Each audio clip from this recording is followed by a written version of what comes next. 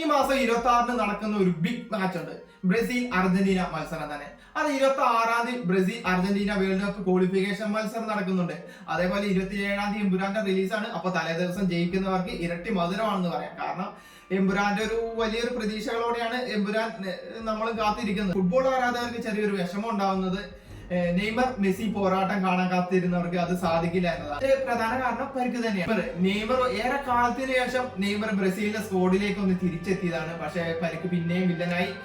നെയ്മറിന് പകരം എൻട്രിക്കിനെ അവിടെ സ്ക്വാഡിലേക്ക് എടുത്തിട്ടുണ്ട്. മാർട്ടിനസ് ടീമിലുണ്ടാവും. ഗോൾ കീപ്പർ ആയിട്ട് എമി മാർട്ടിനസ് ഉണ്ടാവുന്നത് അർജന്റീനയുടെ ഒരു വലിയൊരു ആശ്വാസം തന്നെയാണ്.